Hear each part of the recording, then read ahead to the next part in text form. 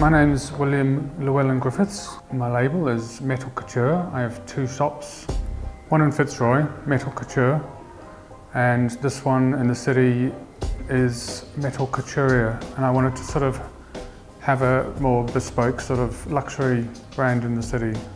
It was a turning point to realise that I didn't have to be making the high street jewellery. But it was really good training doing that, to be working in some of these big factories, for me to go off on my own and make a design and then be able to reproduce it. I started making jewellery when I was 17, and that was in 1977. I started working in the jewellery trade, making really sort of boring, run-of-the-mill jewellery.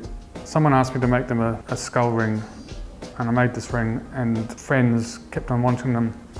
And it was then that I realised that I could go off on my own and make my own designs. I actually almost go out of my way to not be on trend. The funny thing is that the fashion sort of goes around in this big circle, and I was making skull rings like 30 years ago, and sort of they're back in fashion now. A really good friend of mine who's a shoe designer, he once told me to never follow fashion. If you're following it, you're always going to be behind, because by the time you've seen it in a magazine, it's gone somewhere else. You just stick to your guns and just do what you want, and fashion will follow you. I mean, I've loved machinery, I've loved mechanisms, I've loved pulling locks apart. When I was a kid, I would know how to make a lock, sort of design of old Gothic architecture or Nouveau or something like that. But I also like Rococo, and I just love all the big over-the-top gilding and gold. I hate it when I buy something and I take it home and it breaks.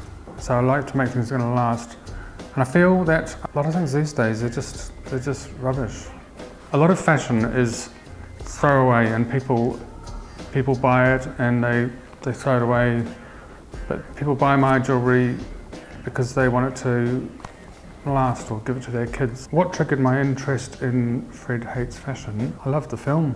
And I felt like I could relate to it.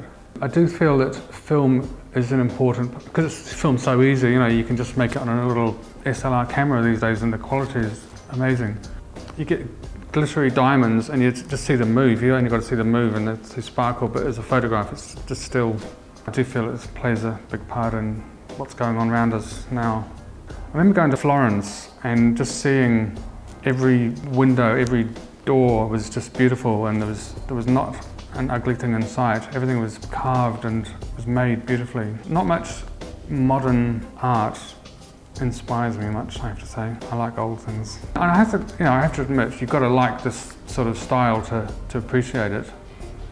Because it's not very now, I don't think. It's not, but I'm not trying to be on trend. I'm just going with my own love of beautiful things, or what I consider beautiful.